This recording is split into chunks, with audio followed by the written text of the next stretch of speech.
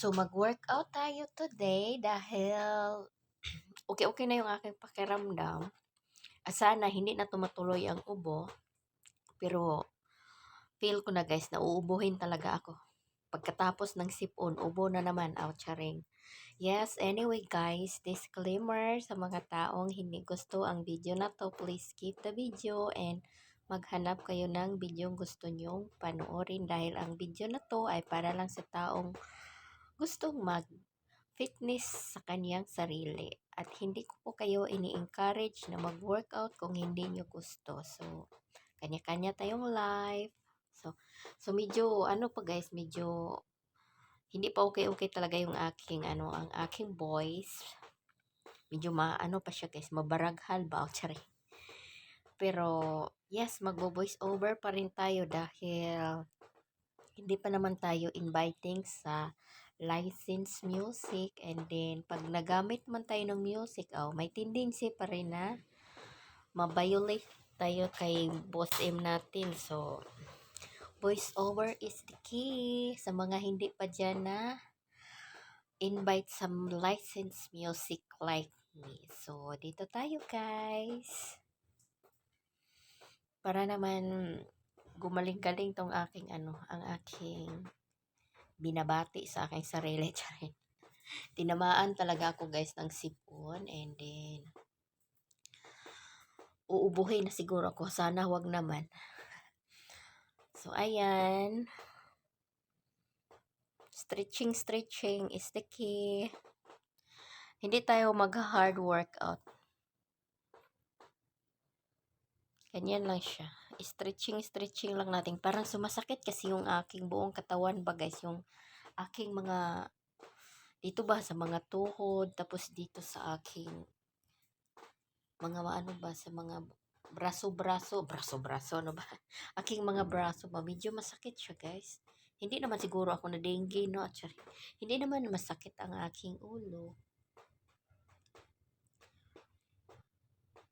Ayan, sipon lang talaga siya. And then, yun. So, kailangan lang natin magpapawis dahil schedule natin ngayong araw. Diba? Kahit masama yung pakiramdam, ginawa pa rin yung workout ni Cordapia. Simplihan lang to guys. And ginamit ko na yung aking binili ba na pang workout. So, mamaya gagamitin natin yan syempre magpa-plot tayo ng ating belly. Dahil malaki-laki pa rin yung ating belly. So, kailangan natin ang legs, ang arms, ang bewang, ang ating mga waistline malalaki.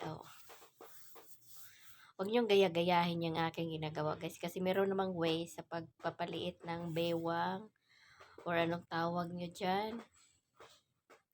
Kasi yan yung aking nasasanayan. Parang, I feel lang. I feel my workout. Nag-i-enjoy lang ako sa aking workout, less stress. Pag stress ka guys.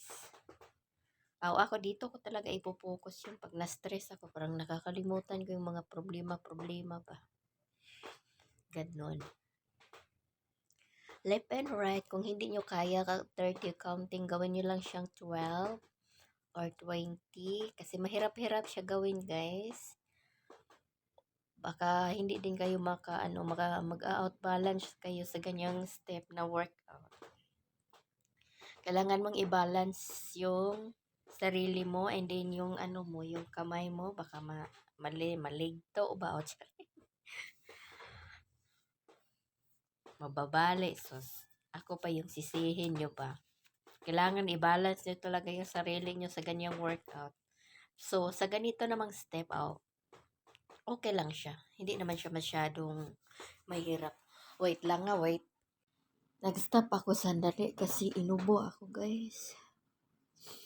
Makati na talaga yung aking lalamunan ba. Ganito na talagang babatiin ko pag ubo na susunod. Magka-partner talaga yan sila ng ubo, sipon.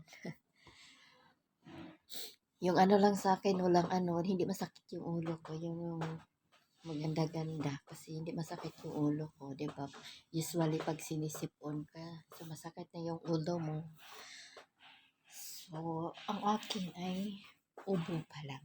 tapos na ang aking sipon. Hindi na masyado. Unlike yesterday na hindi talaga ganitong oras, hindi talaga ako makahinga. Tapos kaninang umaga, nagising ako. Nakaupo na lang talaga ako natulog guys kasi hindi na ako makahinga. So ayan, luckily, okay naman siya ngayon. Mag-push up ang moment. So, ang push up guys, ganun din siya. Kailangan nyo rin siyang i-balance yung sarili mo. Baka kasi mag-outbalance ka at mamumumo ka dyan at mabubungi. Kasalanan ko pa. Kailangan mo talagang